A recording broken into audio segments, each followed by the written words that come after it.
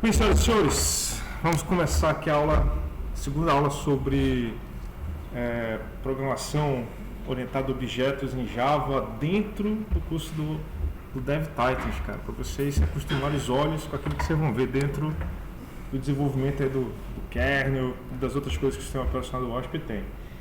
Então, por que hoje a gente vai falar bem específico de orientação a objeto? Porque a gente quer agora usufruir muito daquilo que a linguagem consegue oferecer para a gente. Então, na última aula eu mostrei para vocês muito do que a gente é capaz de fazer e mostrei para vocês uma pegadinha sobre a diferença entre conhecer a linguagem e conhecer o paradigma. Então, a gente vê aquele simples hello world da linguagem, que a gente vê aquele padrão de criar um método estático em cima dele fazer uma impressão. E a gente viu, depois mostrei para vocês como é que seria o hello world do paradigma orientado a objeto, onde você cria um objeto que tem um comportamento de dizer oi, você envia uma mensagem para ele, aí ele responde. Então, vocês veem assim, pô, uma coisa pequena parece um pouco complicada, mas dentro da orientação a objeto, aquilo ali era simples. Então, assim, a gente tem que regular o nosso conceito do que é simples dentro do paradigma. Então, dentro do paradigma orientado a objeto, aquilo ali era uma coisa bem simples. Então, você está criou uma classe que tem um comportamento bem simples, não tinha nem atributos, e a gente mandou uma mensagem para ele e recebeu a mensagem de volta lá, o comportamento esperado. Então o objetivo de hoje é a gente ir um pouquinho além desse conceito aí, e a gente vai ver algumas coisinhas a mais também sobre orientação a objeto nesse ponto, né? Então a primeira parte de hoje é a gente reforçar a diferença entre classe e objeto, porque isso é uma coisa que para quem nunca programou no paradigma orientado a objeto, isso cria muita confusão, porque a gente programa, a gente cria, quando a gente está codificando, a gente normalmente está codificando as classes. E a diferença do paradigma orientado a objeto e o paradigma procedural e os outros paradigmas funcionais é que normalmente a gente programa aquilo que vai rodar. E na orientação a objeto não acontece isso, a gente não programa aquilo que vai rodar, a gente programa aquilo que vai ser instanciado e aquela instância que roda. Então a gente não está criando alguma coisa que vai rodar aquele código que a gente está criando. Ele é a base para as coisas que vão acontecer depois. Então, por isso que eu gostei de fazer aquele analogia com um modelo 3D que você cria de alguma figura que depois você vai imprimir. Entendeu? Aquela coisa que você modelou lá no computador, ela não existe, ela está lá no mundo abstrato, digital e tal. Só a partir do momento que você terminou, você vai para a impressora e, cara, cria uma instância daquela classe lá e aparece aquele objeto físico. A orientação a objeto é desse modelo, desse mesmo jeitinho, a analogia é perfeita. Aquilo que você colocar, o comportamento, os atributos que você modelar naquele modelo digital, quando você instanciar, eles vão existir naquele molde físico, naquela coisa que você imprimiu. Então a mesma coisa aqui, os comportamentos e modelos que você modelar computacionalmente, algoritmicamente naquela classe, quando você instanciar o objeto, eles vão existir em cada um daqueles objetos. E a instância pode ter infinitas, não tem limite para isso não. Então por isso que classe a gente sempre fala que é uma abstração. E os objetos são as coisas que são instanciadas. No mundo real, como a gente está mostrando nesse exemplo aí, a gente vê mais como coisas que têm atributos em comum. Por quê? A classe, vendo da parte de exercício de abstração, é você tirar coisas, tirar atributos, tirar comportamentos e deixar somente algumas coisas que você faz sentido para você. Exemplo aí, a gente está vendo dois carros físicos, assim, bem grandões e tal.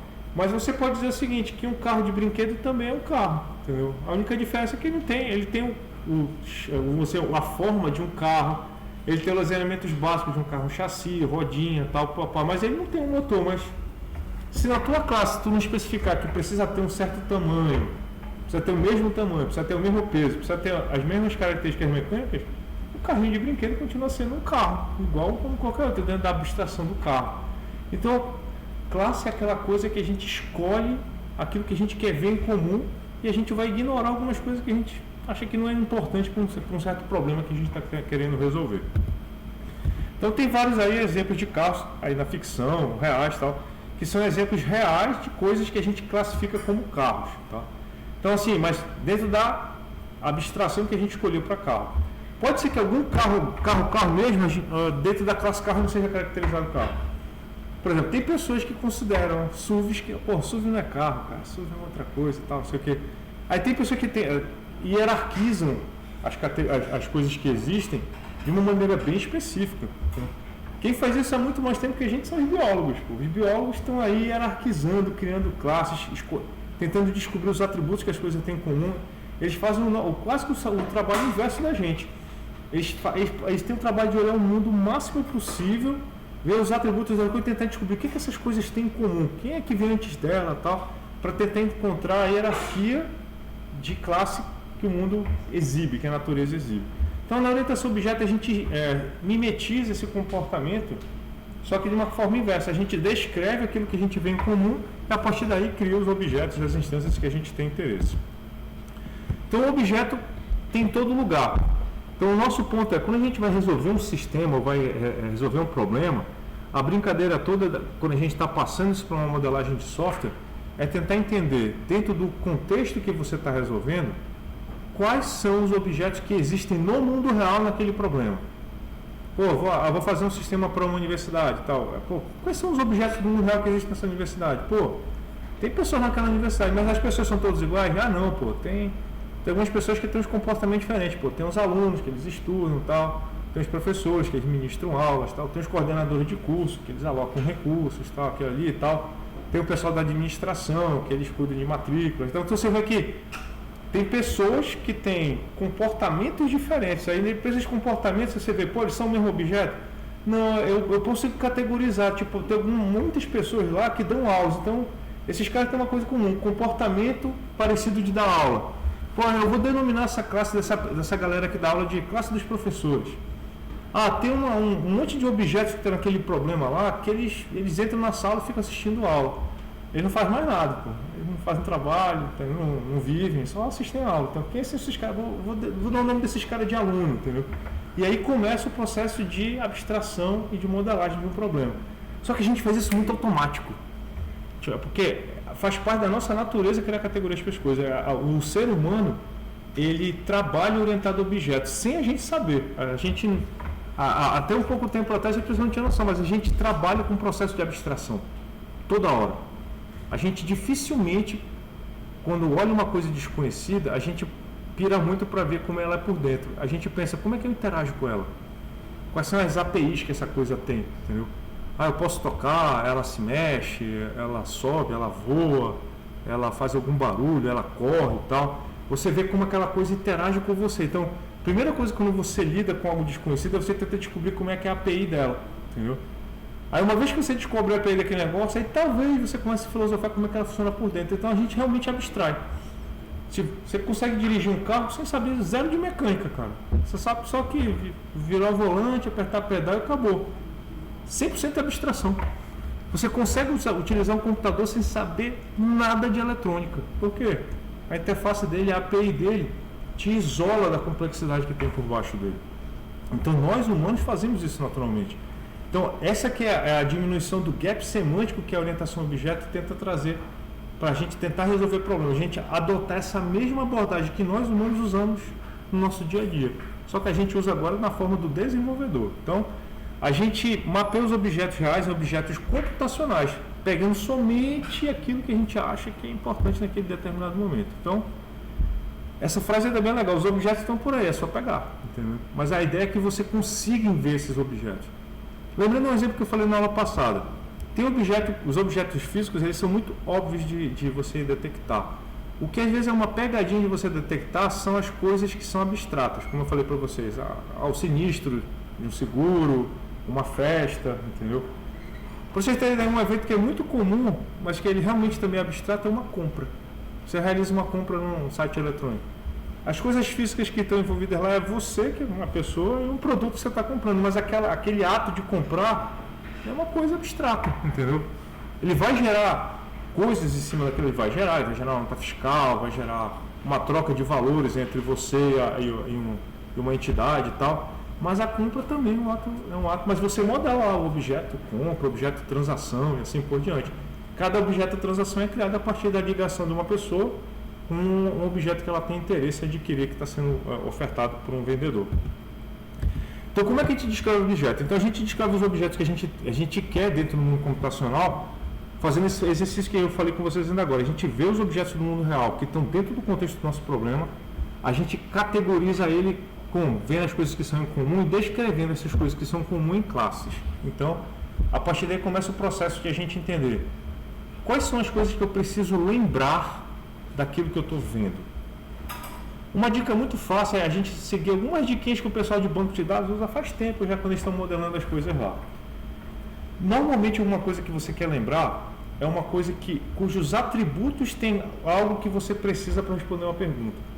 Normalmente você vai fazer uma modelagem, vamos supor que você vai fazer um modelo de um pet shop.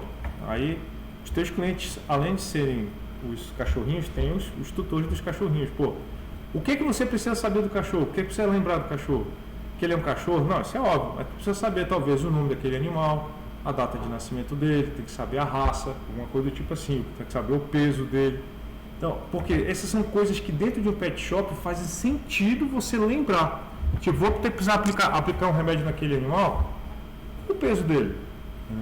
Vou precisar imprimir uma etiquetinha para colocar lá na gavetinha dele lá para identificar. Qual o nome dele? Quantos anos esse animal tem? Quem é o tutor dele? Toda vez que você faz uma pergunta de algo que você precisa lembrar, você normalmente está lidando com um atributo daquele objeto. Então, coisas que você precisa lembrar são coisas que são atributos. Os objetos normalmente vão ter, eventualmente, algum atributo que a gente pode chamar de chave, que é aquele atributo que ele serve para identificar de forma única aquele objetinho lá dentro do teu sistema. Obviamente, o objeto em si ele é único, mas para você identificar dentro do sistema, você tem que ter uma chave para ele. Às vezes pode ser um número aleatório que você dá para ele, uma chave randômica, pode ser um número sequencial. Às vezes a própria natureza te dá um número, ou o que eu chamo de natureza, eu digo, a realidade vai te dar um número para ele. Vamos supor que aquele animal ali você vai associar ao tutor dele. Então você pode pegar o CPF do tutor dele e usar ele como parte de uma chave, por exemplo. Então você pode criar esse tipo de coisa. Então, essa é a hora que você começa a usar os elementos do mundo real para poder captar. Sempre lembrando do contexto. O que eu preciso lembrar? Quais são as perguntas que eu vou precisar responder dentro desse meu sistema para poder escolher quais são os atributos que eu preciso modelar nesse carro. Depois eu preciso definir os métodos, que são os comportamentos. Lembrando, tem alguns comportamentos que para a gente pode parecer estranho assim, quando a gente olha de forma física para as coisas. Mas no mundo computacional eles fazem sentido. Por quê? No mundo computacional, você tem que lembrar que a gente não tem corpo. Não tem visão, não tem audição, não tem nada. A única forma de você obter uma informação de um objeto é mandando uma mensagem para ele. Você sabe só o endereço do objeto, mas não sabe nem o que objeto é esse que você está vendo. Então, parte de uma pré-condição de você entender qual é a API desse objeto, que perguntas esse objeto responde, ou de que formas eu posso interagir com esse objeto. Aí, a orientação objeto tem os pilares dela. O primeiro pilar é o encapsulamento. A gente não acessa o atributo das coisas diretamente, a gente sempre acessa eles via um método. Então, todos os atributos de um objeto, todos não, digo assim, a maioria deles vai ter um atributo que você pode pegar o valor daquele. Qual o nome daquele cara? Get nome. Qual é a idade daquele cara? Get data de nascimento, get data de constituição, data de alguma coisa. Eu quero saber o peso, get peso, entendeu? Eu quero mudar aquele cara, vai ter um modifica, um set, né? Então, aqueles get set que você já conhece e tal. Mas você também pode ter outros. Você pode adicionar uma data de um negócio, aplicação do remédio, alguma coisa do tipo assim. Então, tem vários comportamentos que você vai definir. E o que define? É também a forma como você vai precisar interagir com aquele objeto. Normalmente, no mundo computacional, dentro do mundo, vou dizer assim, Android, como é que vocês vão ver os objetos acontecendo? Eles vão encapsular ou eles vão mimetizar a interface com o hardware. Então, por quê? O hardware vai ter estados e o hardware vai ter forma de você lidar com o hardware. Então, você normalmente vai encapsular a interação do hardware com o objeto. É como se o objeto fosse a capa daquele hardware. Então, aquele hardware tem um monte de coisa que você pode setar. Eu posso setar o estado de um certo componente, de um certo valor. Eu posso mandar ele executar um cálculo e esperar uma resposta. Então, isso tudo você pode criar objetos que estão representando aquele hardware dentro daquele sistema. E a partir daí fazer operações com ele. Ou então você pode mimetizar um computador externo. Tipo, eu vou mimetizar um servidor. Tem um objeto que mimetiza um servidor. Quais são os atributos dele? O IP daquele servidor, a porta que ele está ouvindo, qual é o usuário que eu tenho que usar para acessá-lo, qual é o password que eu tenho que usar para acessar, que dado que eu posso enviar, que dado eu posso receber. Então você pode usar a orientação objeto para fazer essas coisas. Então por isso que a definição de métodos e atributos ela é muito importante, mas uma coisa que eu acho legal de lembrar é a gente fazer isso, não necessariamente a gente consegue fazer isso de primeira, na primeira sentada, a gente faz isso aos pouquinhos, usando o que eu gosto da abordagem incremental e interativa de desenvolvimento de software. Então, como está dito aí, né, a gente define, né, esses atributos, e uma coisa importante, cada atributo dentro do sistema computacional tem uma forma de ser codificado. Então, cada sistema operacional, junto com a linguagem de programação, define uma forma de codificar aquele atributo dentro daquele objeto. Uma coisa interessante é que os atributos podem ser coisas como simples, como a gente vai ver aqui, ou podem ser até outros objetos também. Entendeu? Os métodos têm duas características. Alguns eles retornam alguma coisa para quem os chama. Quando você manda uma mensagem, ele vai te retornar uma resposta. Antigamente a gente chamava isso de função, né? Esses são métodos que retornam valor. Outros que você só chama e executa, só faz uma chamada manda uma mensagem e você tem garantia de que ele foi executado. Você não precisa receber nada de volta. Tá? Então esses métodos aí são aqueles métodos que a gente chama de void, né? Que é, manda ele executar, recebendo os parâmetros que eventualmente ele pode precisar para executar e pronto. A chamada da mensagem para aquele objeto é a garantia da execução dele. E a gente codifica eles de forma diagramática, né, com um desenho dentro da UML dessa forma aí. A gente cria um retângulo dividido em 3 pedaços, em cima com o nome da classe, o do meio com as variáveis e embaixo as funções. Uma coisa importante, os métodos, né? Em orientação a objeto, cada um desses elementos aí, com exceção do título da classe, né, eles vão ter o seu modificador de acesso. Obviamente, essa estrutura que a gente está vendo aí, vocês estão vendo assim, o Azinho e o Mzinho aí. Normalmente na UML é nesse local que a gente descreve aí as funções de acesso. As funções de acesso, eu digo assim, os modificadores de acesso dos objetos, eles variam de linguagem para linguagem. Tem linguagem que tem alguns a mais, outros alguns a menos, tal. Java tem 3, tá? Então tem o público, tem o privado e tem o protegido. Eu não vou dizer assim para vocês que eu tenho que usar o protegido todas as vezes. Cara, eu vou dizer para vocês, se você souber usar o público e o privado, tu já vai resolver 99,9% dos problemas de orientação a objeto. Para precisar usar protegido, cara, são situações muito específicas, muito infrequentes. Então, eu gosto assim, tenta resolver aquele Pareto, né, do 80-20, né? Vai naquele cara, tu aprende um pouquinho, tu resolve a maior parte dos casos. Depois tu se preocupa com as exceções. Então, se vocês entenderem que normalmente quando a gente faz uma boa programação orientada a objeto, você não existe atributo público, cara, você já sacou, você entendeu o que significa encapsulamento e orientação a objeto. Se você não sente nenhuma vontade de colocar atributo público, todos os atributos em tese são privados. Aí uma coisa importante, os métodos, o pessoal fala, método é público. Não, cara, não é assim. Todos os atributos são privados e a maioria dos métodos pode ser público, porque, por definição, até os métodos você deveria tomar cuidado no que você deixa público. Em tese, você cria um método, ele precisa ser público?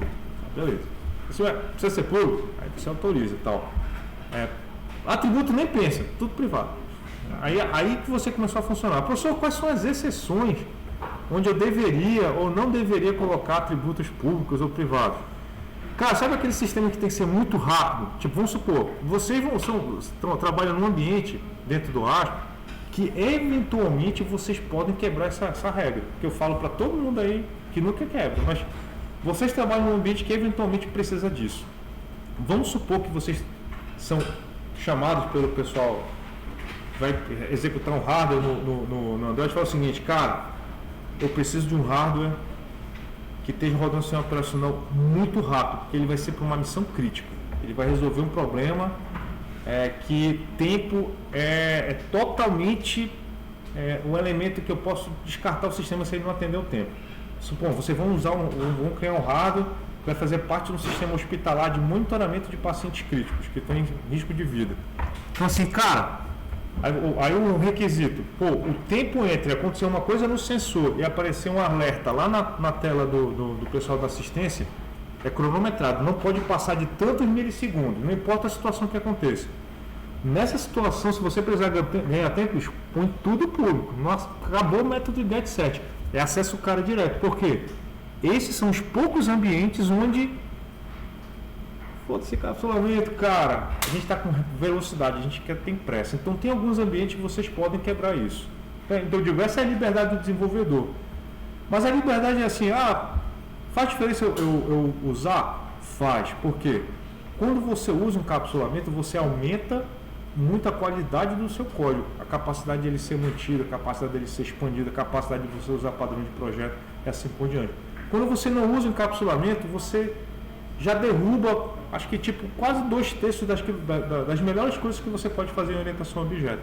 Então, eu digo assim, só quebra o encapsulamento quando você ganhar algo em troca. Você precisa ganhar alguma coisa muito importante em troca, aí é a hora que você dá o encapsulamento em sacrifício.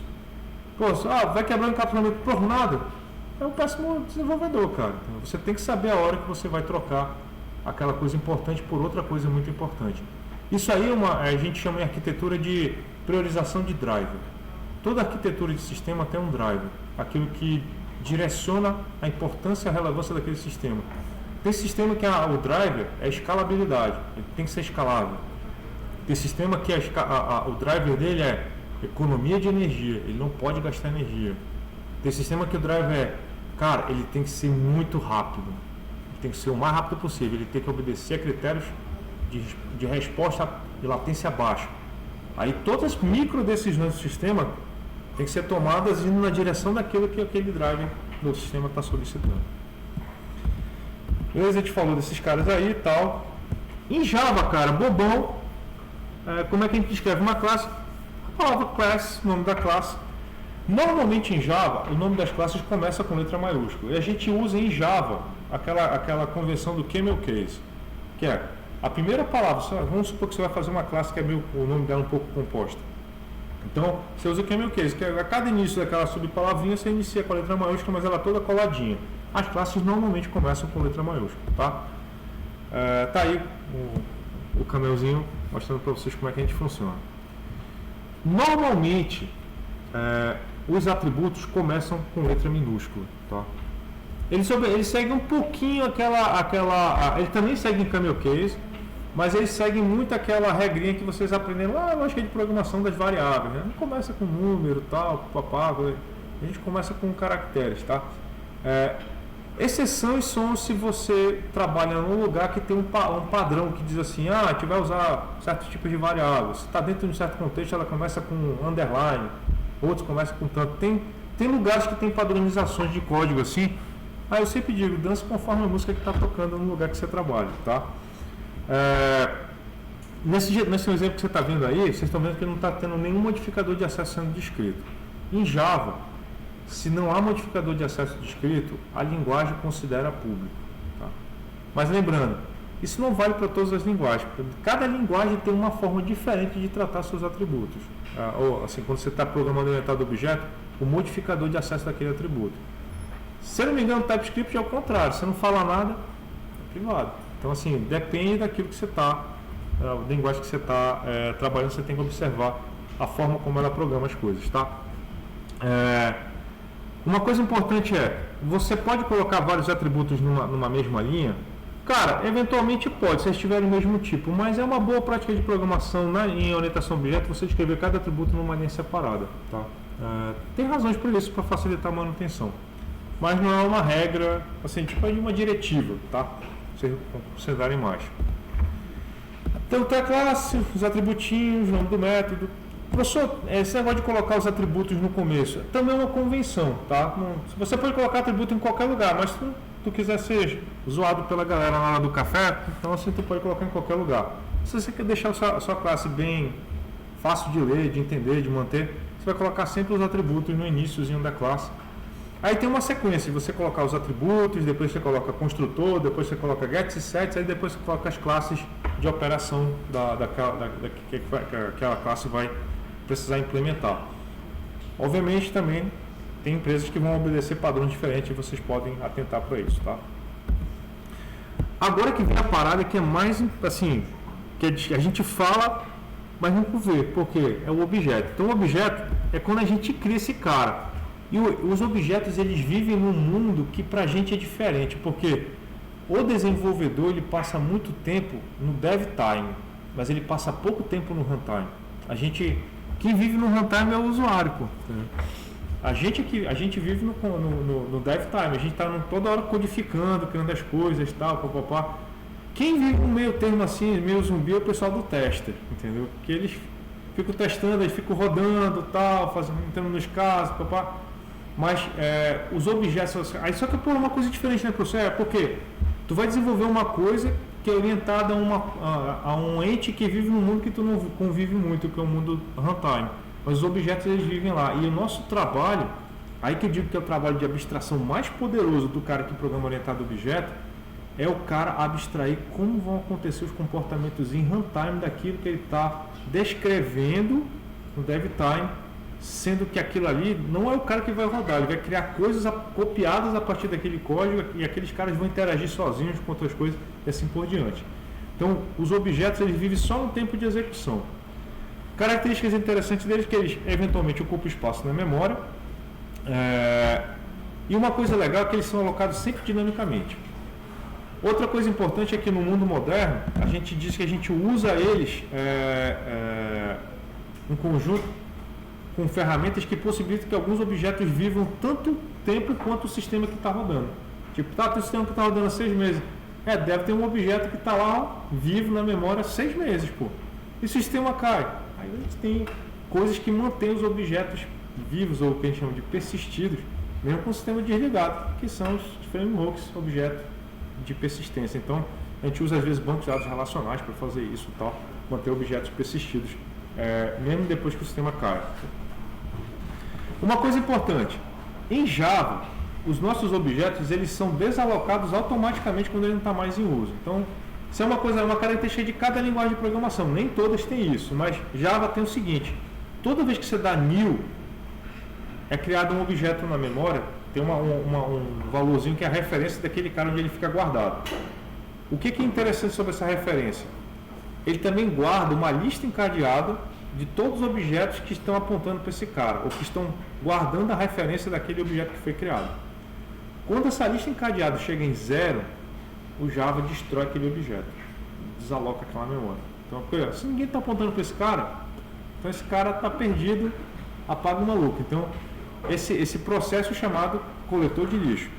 Lembrando, Java faz isso, mas nem todas as linguagens fazem. Então, a gente sempre tem que tomar cuidado com a linguagem que a gente está desenvolvendo para saber se ela faz isso, tá? Em Java, a gente usa o operador new para criar. O operador new, na verdade, é um invocador do construtor na linguagem Java. Então, quando você dá new, você está chamando o método construtor da linguagem. A gente vai falar dele já, rapidinho. Então, tá aí o nosso método, a nossa classe principal aí, que tem um método estático. A gente está criando aí um objeto do tipo círculo. Então, eu estou imaginando que aí nesse mesmo diretório deve ter um objeto. Foi descrito aí, tem um arquivo .class, que foi descrito em algum lugar. E aí lá tem a descrição de como é que ele tem que construir um objeto, uma cópia daquele cara na memória. Lembrando, aí ele está completamente ignorando todas as regras de encapsulamento. Ele está setando o valor de cada um dos atributos manualmente dentro daquele objeto. E depois está imprimindo eles. Os atributos, quando você não coloca nenhum tipo de encapsulamento, eles podem ser tratados como variáveis normais, que eles são, tá? A diferença toda é que o valor que fica nos atributos do objeto, ele persiste durante a vida do objeto. É diferente das variáveis que estão nos métodos dos objetos. Variável que está no método só persiste durante o momento da execução do método. Quando o método deixa de ser executado, aquela variável deixa de existir. Importante, esse método aqui é um método estático main aqui. Esse cara aqui é um método que ele é executado fora do contexto de objeto. Não tem objeto nenhum criado, entendeu? Ele pode ser executado. Ao ser criado, aí dentro dele você pode criar objetos. Esses caras aqui estão dentro desse objetinho aqui, círculo, que não é a classe, ele é uma cópia daquele código.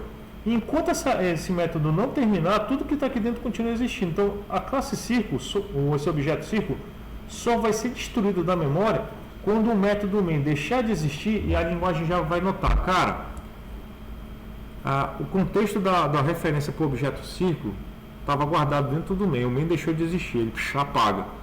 Tem um objeto sem referência, aí ele vai lá e apaga. Então, diferente de uma variável, o objeto só é apagado quando a referência dele some. Então tem essa brincadeira também de a hora que os objetos são apagados. O coletor de lixo automático passa toda hora? Não, ele tem uns horários agendados especificamente quando você está programando.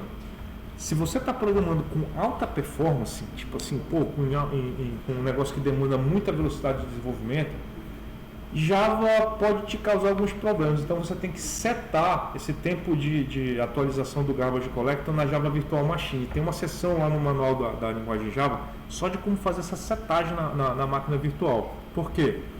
Eventualmente você pode querer manter, você pode estar criando objetos muito rápido e o Garbage Collector não está apagando na velocidade que você quer. Então você também pode regular a velocidade que você quer que o Garbage Collector faça a frequência da limpeza dos objetos na memória.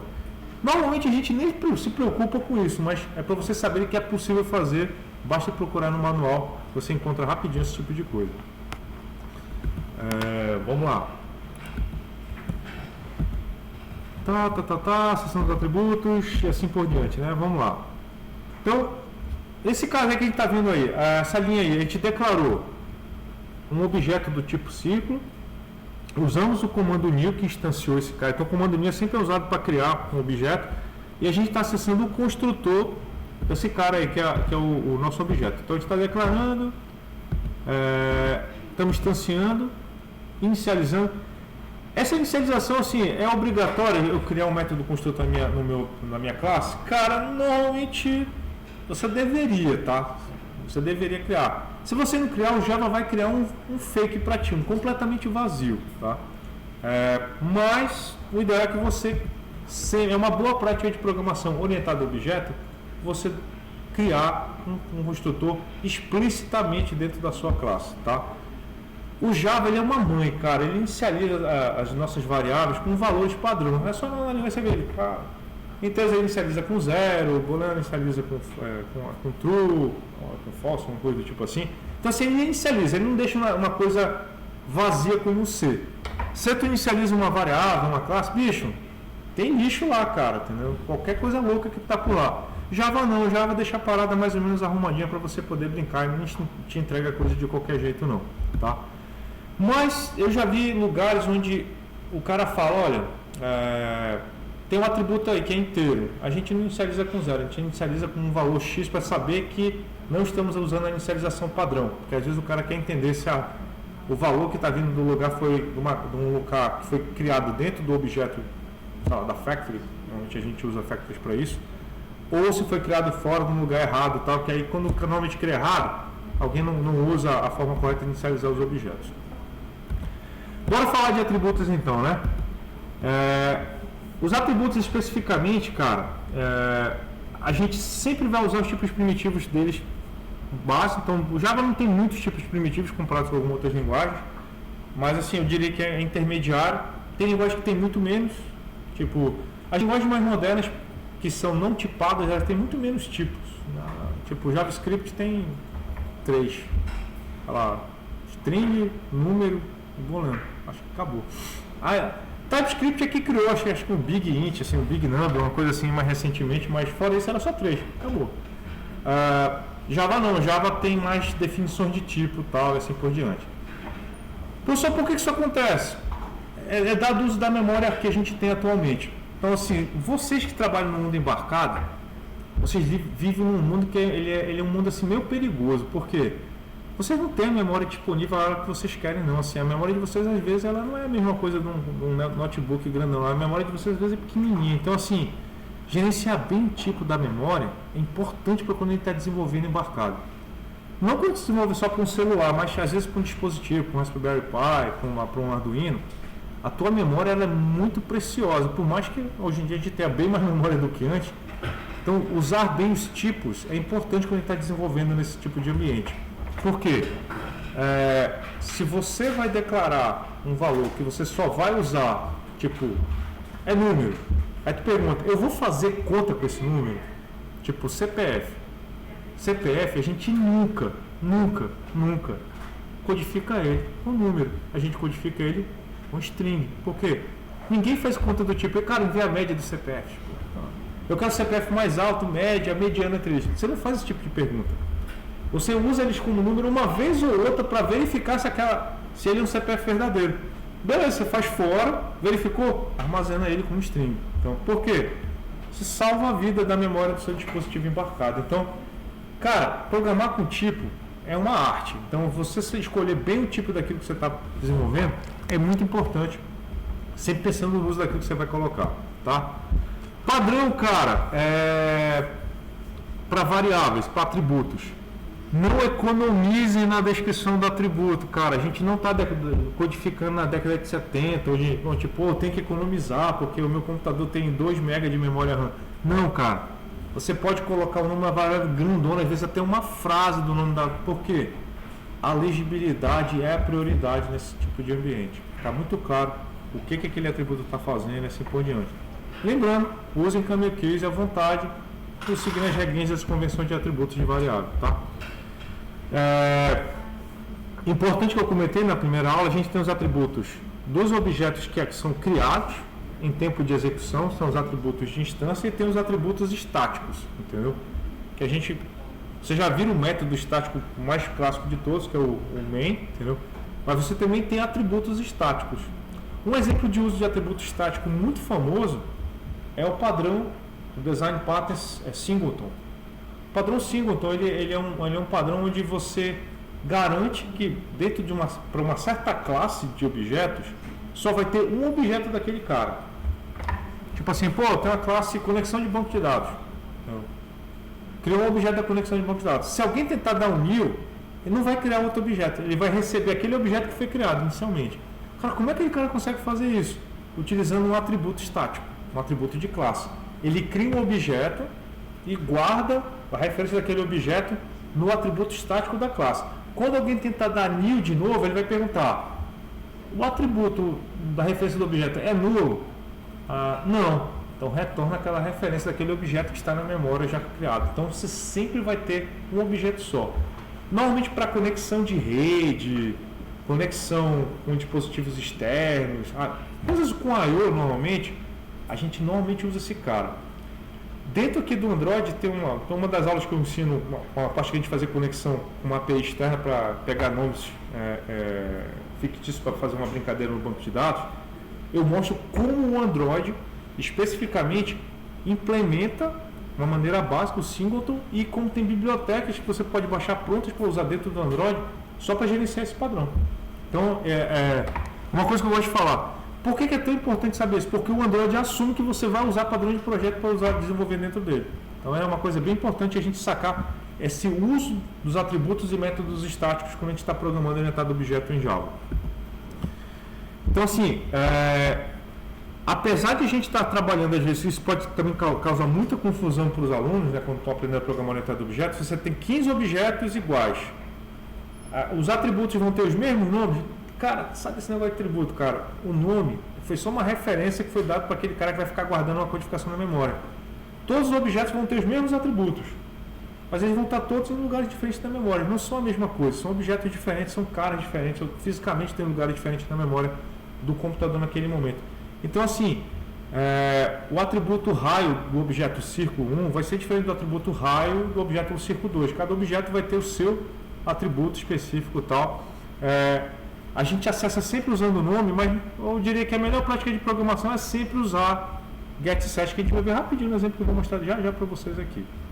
Então assim, de uma classe a gente deriva diversos objetos iguaizinhos. Você pode colocar 2 objetos iguais, até todos com os mesmos atributos, porque tem um atributo em especial que fica escondidinho, que eu comentei com vocês, que é o ID do objeto. Esse atributo você não mexe. Ele é um atributo que é dado pela linguagem Java para cada instanciação diferente de objeto na memória dele. Então você pode ter 2 objetos, falando de forma leiga, iguais e todos eles com os atributos com os mesmos valores, mas ainda assim são 2 objetos porque eles vão estar em lugares diferentes da memória mimetizando o mundo real. Você tem dois apagadores iguais, cara, com o mesmo material, mesmo peso, não sei o que, papá. Por que eles são o mesmo? Porque eles têm lugares diferentes ao mesmo tempo. Então, assim, é uma coisa que mimetiza muito aquilo que a gente vê no nosso mundo real. O atributo estático ele é diferente. Então, o atributo estático, já quando você cria uma classe, você desenvolve uma classe, compila, tem um arquivo .class dela, quando aquela classe, a máquina virtual Java começa a executar, a primeira vez que ela identifica, aquela classe que eu estou executando, vou criar um objeto, uma instância dela. Se existir uma instância daquele objeto na memória, ele instancia os métodos, ele deixa preparado os métodos e o atributo estático daquela classe preparada na memória. A partir daí eles ficam disponíveis para você executar, mesmo sem objeto nenhum. Porque ele vai procurar aquela classe, onde é que está a definição da classe aqui? Tem atributo estático? Já tem um lugarzinho para guardar lá ele e tal. Lembrando, você não vai ter vários objetos estáticos na memória, você vai ter só um. Os atributos estáticos só existem um. Objetos é que vão ter, eu posso ter 1 milhão de atributos de objeto espalhado na memória, mas um atributo estático para uma classe só existe um para aquela classe. Então, o que é um assim? Tipo, se você vai criar uma classe com vamos supor que alguém chega com vocês e fala assim, cara, olha, eu quero que vocês façam um driver para mim aqui nesse dispositivo para interfacear a conexão externa que a gente vai fazer aqui com um roteador específico. E eu quero que vocês loguem quantas vezes foram criados objetos para fazer essa conexão. Aí você pode pensar, cara, o cara quer que eu conte quantos objetos desse tipo foram criados enquanto o aparelho estiver ligado. Uma opção, você criar um atributo estático para aquela classe, que é o contador de instanciações. Toda vez que alguém der 1000, você incrementa aquele contador com 1. Aí no final, a qualquer momento o cara pode achar, bicho, da classe objeto tal, contador de conexões, ponto, quantidade de objetos. Ele vai retornar quantas vezes alguém deu 1000 naquela classe. Então esse é um dos usos muito comuns de você guardar, usar atributos estáticos, você controlar como os objetos foram criados, alguma coisa. Você pode usar para fazer auditorias. Então, assim, é uma coisa que dentro do mundo do hardware faz muito sentido a gente usar às vezes. Por quê? O cara pode zoar com o que quiser com o objeto, cara, mas uma classe, o método estático, só tem um, cara, e não tem como o cara fazer muita zoeira, porque só o desenvolvedor que tem acesso a ele no mundo de runtime. Tá aí um exemplo tal que a gente está falando aí. Quando você tem um atributo, uma coisa importante, dentro de uma classe, o atributo é visível por todo mundo dentro daquela classe. Por mais que o atributo é privado, é protegido, não sei o que, beleza. Para o mundo externo é um objeto, mas dentro da classe, todo atributo é visível, de qualquer lugar. Professor, eu preciso usar gets e sets dentro da própria classe, quando eu estou programando? Cara, por mais louco que seja, se você quer programar orientado de verdade, sim. Nem mesmo dentro da própria classe você deveria acessar os objetos, os atributos manualmente. Você deveria usar get e set também. Por quê? Da mesma forma como a gente fala, cara, é muito legal o cara de fora não saber como alguma coisa é implementada dentro de um objeto, é interessante os métodos não saberem como é que um atributo ele é codificado. Porque você cria uma dependência de tipo. Por exemplo, vamos supor que você tem um atributo no teu objeto que está interfaceando o hardware que você está usando lá. Aí, você tem um método chamado pegar endereço, setar conexão, coisas do tipo assim. E você tem um tipo lá que ele faz um trabalho e ele é do tipo float, entendeu? Beleza. Internamente, alguém chegou assim e disse, cara, a gente está guardando com float, mas tem alguns lugares que a gente vai precisar usar uma precisão um pouco maior. A gente precisa trabalhar agora com esse cara com decimal. A gente precisa guardar um número de ponto flutuante muito grandão e tal. Se você usou acesso direto ao atributo em todos os seus métodos, em todo lugar, vou ter que alterar aquele cara lá para float, para decimal. Então, todo lugar que eu coloquei float eu vou ter que trocar, porque o método vai reclamar de perda de precisão, então vai criar um problema de manutenção. Agora, se você tivesse feito esse cara num get separado, você poderia manter. Onde é que é só um lugar que a gente vai precisar dessa precisão maior. Você poderia alterar o atributo, sobrescrever o método get, fazendo uma conversão de float, decimal para float no caso dele, e só aquele outro cara que faria o acesso com o cara mais preciso que precisa.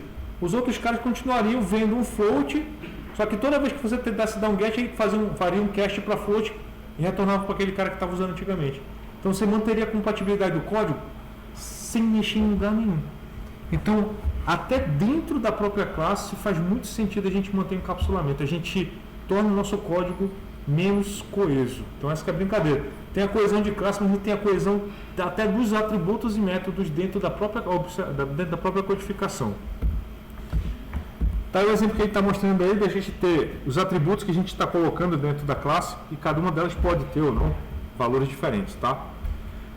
O que ele está mostrando aí no caso é quando você tem um atributo estático, entendeu? Que aí todo mundo está vendo o mesmo cara. Se você altera o cara, aquele atributo ele não está normalmente nos objetos, ele está fora. Mas todos os objetos têm aquele cara e vão poder ver ele do mesmo jeito. Eu diria que é tipo a variável global do mundo orientado a objetos, tá? Então assim, tem gente que usa ele para o mal? Com certeza, entendeu? Então assim, evitem. Ele é uma ferramenta muito poderosa. Mas como toda ferramenta poderosa, ela pode ser usada para o mal. Então assim, tomem cuidado com variáveis e métodos estáticos, tá? É importante. Atributos constantes, cara, o que isso significa? É um atributo que você quer garantir que ninguém vai tocar nele depois que você setar aquele valor. Normalmente é uma constante para um cálculo que você precisa fazer, matemático e tal, alguma coisa do tipo. Que aí você não quer correr o risco de alguém me tocar no cara, então você pode fazer ele hard-coded, usando essa palavra final, entendeu? Ele valor não muda. Então assim, esse cara, digo assim, imagina que vocês já desenvolvem alguma coisa e tem noção de quando a gente usa índices, valores, alguma coisa do tipo assim que a gente precisa usar. Esses valores utilitários aí vocês podem imaginar que são aquelas constantes que a gente eventualmente precisa colocar. Isso é muito variado, digo assim, isso é muito orientado ao negócio que você está fazendo, tá? Esses valores utilitários que eu vou te falar, se você vai usar um valor utilitário matemático, cara, não repete não, cara. A biblioteca do Java provavelmente tem esse cara. Aí usa o que a biblioteca do Java passa. É muito mais seguro. Então assim, a biblioteca Java tem o valor do pi, valor do um monte de caras já usa o da linguagem, cara. Muito mais seguro e tal. Assim, mas você mantém a compatibilidade do teu código maior. Né? Essa é outra coisa sobre convenção, né? Quando você vai usar valores constantes, todas as letras em caixa alta. Gritando mesmo, né? Porque eu quero saber, não toca nesse cara aqui, ele é final e tal. Isso vem de C, tá? A gente, quando o programa C, faz esses caras aí. E a gente usa underscore, a gente não usa camel case em palavras dessa natureza, ou variável dessa natureza.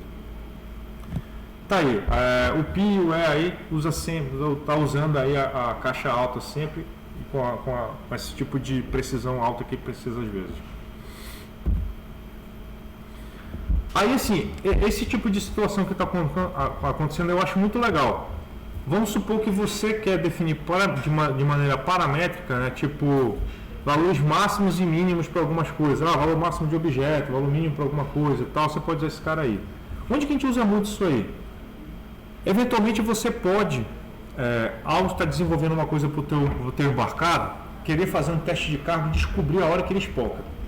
Tipo assim, cara, a gente fez um negocinho aqui, a gente vai rodar nesse hardware. Esse hardware aqui ele é mais fraquinho, é o hardware que vai ser usado em produção e tal. Porque às vezes você desenvolve um hardware mais poderoso, mas você quer, quando você vai fazer o teste, vou pegar um hardware experimental aqui que vai ser igual ao da produção.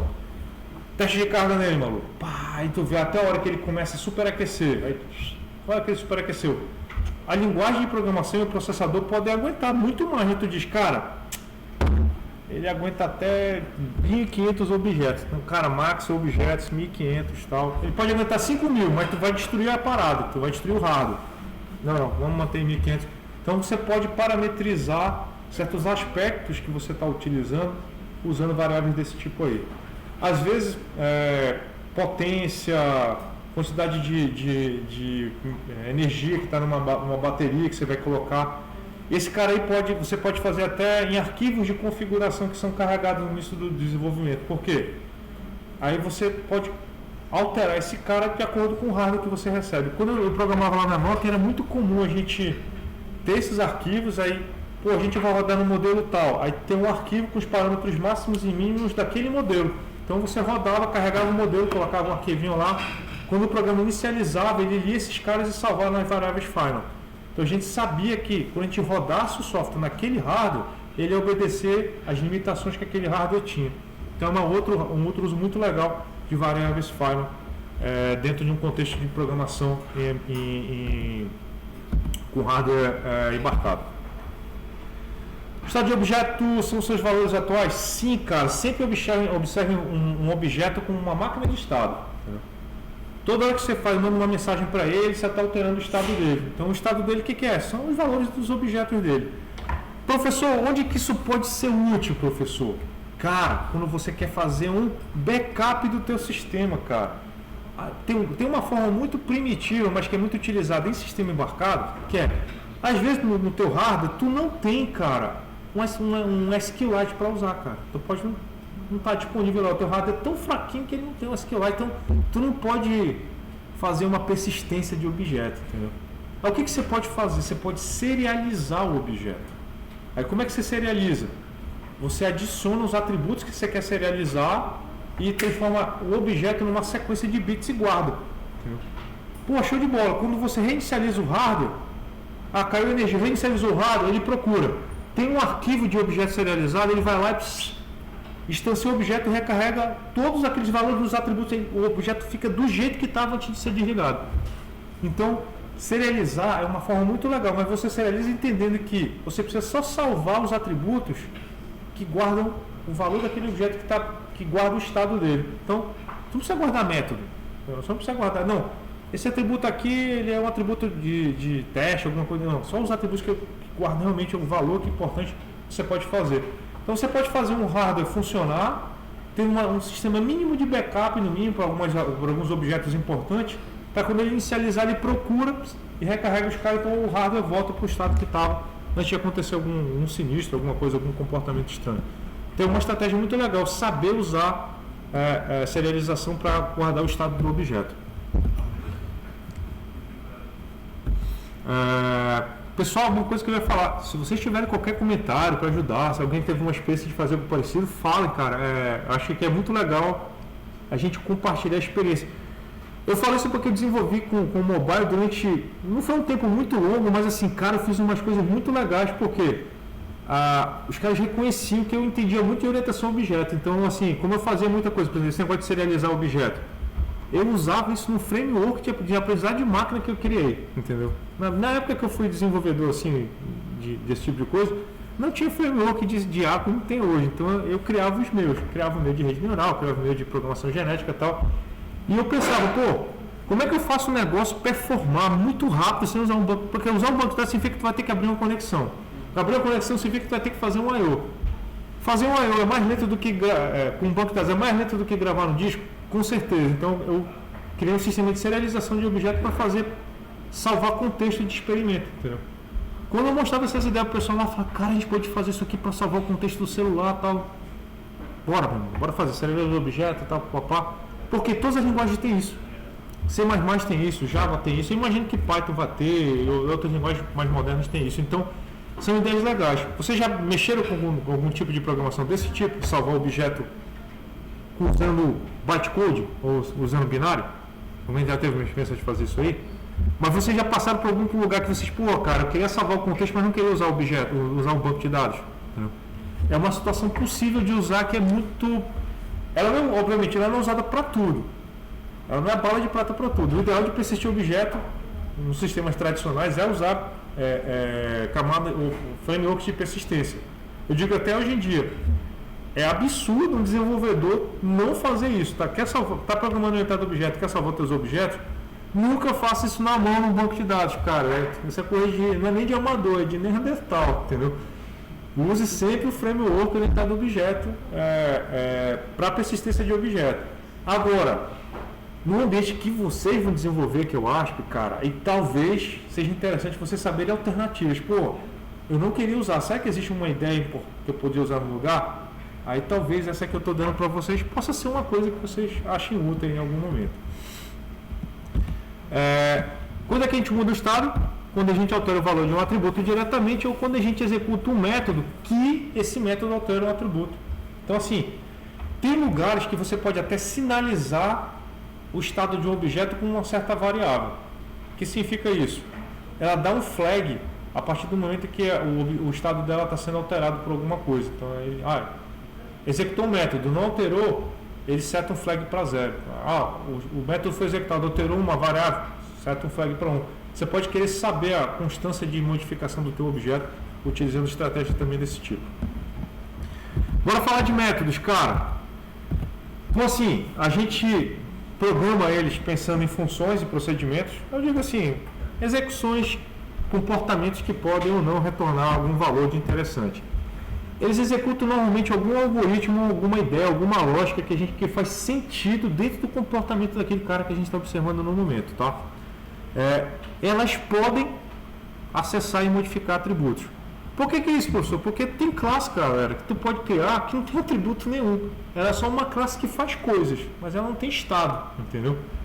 Onde que acontece muito isso? O pessoal que desenvolve muitos sistemas, assim, às vezes sistemas de front-end e tal, às vezes trabalha com classe, cara, que não guarda estado nenhum, bro. Entendeu? Ela é só comportamento, então ela não tem memória das coisas. Você modela ela no diagrama de classe, mas ela não tem objeto não. Então, assim, quando você vai criar o diagrama de objetos, você vai ver ela aparecendo lá, mas ela não guarda estado das coisas. Então é uma coisa bem comum. Retorna um valor, ou não retorna nada, como void, né? E legal, você pode usá-las com variáveis locais. O escopo das variáveis locais segue aquele parâmetro bacana das linguagens que a gente conhece. O escopo das variáveis locais normalmente é definido pelos colchetinhos onde elas são definidas. Então usando aquela parte da hierarquia da montanha, né? Quem está mais alto vê quem está de fora não vê quem está mais alto. Então a gente continua seguindo a mesma lógica que você já conhece das outras linguagens de programação. E aí, uma coisa importante, há uma liberdade que o pessoal diz das variáveis e dos métodos não ter tanta necessidade de serem gigantes como os atributos das classes. Tá? Por que a gente fala isso? Porque, como eu falei para vocês, o tempo de vida de um atributo de uma classe, quando ele está instanciado, é o tempo de vida do que aquele objeto vai persistir. Então, e normalmente os atributos da classe, elas vão definir às vezes a API de acesso àquela classe. Então, por isso que eles precisam ser muito descritivos. Agora, os atributos de um método, eles podem ser um pouquinho, assim, não fácil legível. Não use o atributo A, B, C, não. Você faz atributo legível, mas ele não precisa ter a mesma nome de uma frase e tal. Eles normalmente são aquilo que a gente já conhece, variáveis auxiliares para a execução de um algoritmo. Você faz ele minimamente legível para o entendimento e para ajudar a manutenção, tá? Lembrando, legibilidade, cara, sempre deve ser uma prioridade para o desenvolvedor. Convenção de nomes, a gente sempre usa. Cara, eu já vi lugar onde o cara obrigava a variável de método sempre começar com underscore. Entendeu? Então, assim, eu já trabalhei no lugar assim, ó. É variável, dentro do método tem que começar com underscore embaixo. Tá bom, então. Começar com um underlinezinho no início da variável, eu sabia que aquela era uma variável local, que era, às vezes, códigos muito grandes e tal, então acontecia isso às vezes. Eram lugares onde o pessoal não gostava de usar encapsulamento. Então não tinha um método dis, get, alguma coisa. Então tu não sabia às vezes se tu estava mexendo numa variável que era um atributo da classe ou se era um atributo local. Então tem essas gambas de conversão também que o pessoal usa para resolver alguns problemas, tá? Entretanto, no geral, são verbos. Cara, métodos normalmente são verbos sim, porque eles estão fazendo alguma coisa. Eles devem definir aquilo que o método vai fazer quando executa. Cara, um método tem que ter sempre um nome muito claro daquilo que ele faz, daquilo que ele retorna, daquilo que ele calcula. Não tenha piedade de fazer um nome bem descritivo para o método. Professor, eu sou péssimo, eu sou da computação, não sei dar nome para as coisas. Não tem problema, cara. Dá um nome grandão que a gente acha legal. Por quê? Isso facilita depois a criar uma documentação. Vocês vão ver que o Java tem um JavaDoc que ele cria automaticamente a documentação você passa pelas classes. O nome do método bem definido ajuda você a descrever direitinho o que aquele método faz. Então, minimiza até a necessidade de fazer grandes comentários no código.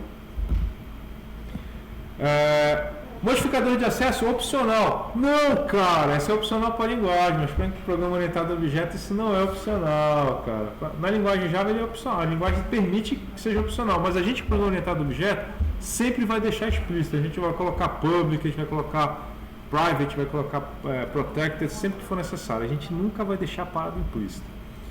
O que é importante? Tipo de retorno, sempre vai ter que ter o nome, parâmetros e a implementação. Uma coisa importante em Java é o conceito de sobrecarga do nome. Significa, você pode ter dois métodos com o mesmo nome.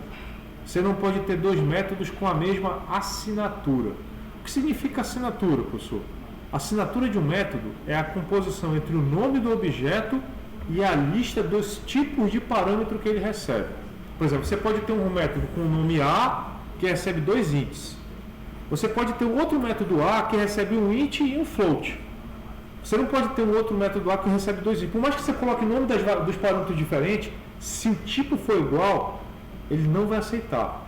Ele só consegue discernir métodos diferentes se os tipos forem diferentes. Então, assim, sempre tome cuidado. Você pode ter 15 métodos com o mesmo nome, pode, mas, cara, tem que ser diferentes os parâmetros.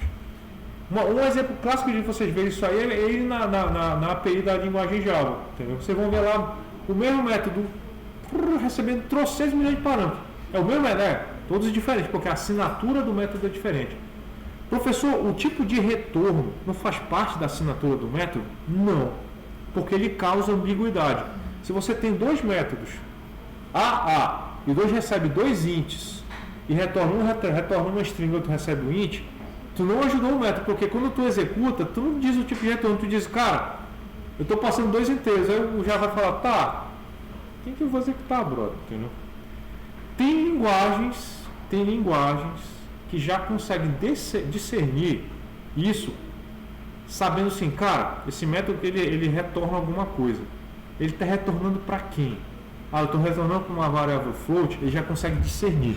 Mas Java não faz isso, tá? Então assim, esquece na assinatura do Java o tipo de retorno. É só o nome e a lista dos tipos dos parâmetros que ela recebe. Então tá aí, a gente tem aí a double get area. Então assim, a assinatura desse cara é o método get area que não recebe parâmetro. Essa é a assinatura desse método aí, tá? Double porque ela vai retornar um doublezinho delicioso aí. Importante, quando vocês veem uma operação desse tipo acontecendo aí, ó, o pi 3,14 vezes o raio, tenho sempre noção de que a linguagem vai tentar fazer cast se você não especifica os tipos, se tiver tipo diferente, tá? E a linguagem Java sempre vai apontar um erro quando ela detectar perda de precisão. Se tem grande precisão, ela não fala nada. Agora, perda de precisão, o Java vai printar um erro, entendeu? Apesar que às vezes, não ia dar erro. Mas o Java considera o erro porque ele acha que tu não viu alguma coisa importante passar. Tá aí a variável string no Java, olha aí. Ele tem aí um char, né? Se você está dentro do cara, aí passa um index da variável e ele vai lá, usa o método que é o tamanho. Se ele tenta pegar um cara acima do tamanho daquela onde está o char, ele lança uma exceção, senão ele retorna aquele valorzinho daquele cara. Vejam como aí até o Java ele consegue entender o conceito de usar métodos ao invés de acessar o atributo. O tamanho da string value que ele recebeu aí é uma string, tá? Ela tem um método chamado length e um atributo chamado length, que é pequenininho e tal. Então você pode usar esse cara para pegar o atributo dela. Então assim, por mais que fosse um char, entendeu? O Java considera uma string um objeto, ela vai ter um monte de métodos que você pode utilizar para fazer um monte de coisa. Então sempre lembrem que o Java ele transforma a string de uma forma que a gente pode manipular de uma maneira muito mais fácil do que outras linguagens de programação. Então os métodos estáticos, como eu comentei agora, declarados com modificador static, não precisa de um objeto para ser executado, não podem acessar. Essa aqui que é a parada que às vezes muita gente que não está acostumada a programar com Java acha estranho, né? O cara faz as coisas lá no método estático e tenta acessar um atributo de uma instância lá, do objeto. Mas esquece, cara, não existe, pô. O objeto não existe. Como é que tu está tentando acessar um cara que não existe? Então, quando você cria uma coisa em um ambiente estático, ele só consegue acessar outras coisas estáticas. Ele não consegue associar ou receber coisas no contexto dinâmico. Então, quando você estiver brincando com isso, só lembre de não misturar o uso de ambiente estático da linguagem com o uso do ambiente dinâmico, tá? Tá aí, tá o ponto aqui acontecendo aí. Tá aí o bolo pertence e tal. Tem dois carinhas aí que estão sendo apontados e ele está perguntando se esse cara existe. Normalmente os métodos estáticos vocês vão utilizar muito na biblioteca Math. A biblioteca Math tem um monte de objetos estáticos lá que você pode utilizar. Só aquele método de fazer cálculo de quadrados, exponenciação, logaritmo e tal. Você não precisa criar um objeto matemática para isso. Você usa as implementações estáticas. Vocês podem fazer algo similar também no projeto de vocês, para essas coisas que são acessórias.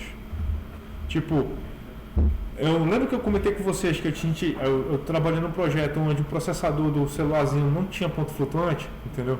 Então a gente usava método estático para fazer as funções de concatenar string, não sei o que, tal, essas coisinhas de acessórios, que tipo, precisava criar um objeto. Não cria um objeto, cara. Coloca o cara na implementação estática, fazer um trim numa variável, fazer um cálculo bobo lá que a gente queria, implementava no estático. Aí toda vez que eu precisava fazer o cara, ninguém precisava criar um objeto para ele. Os objetos são para as coisas que precisam existir em mundo dinâmico.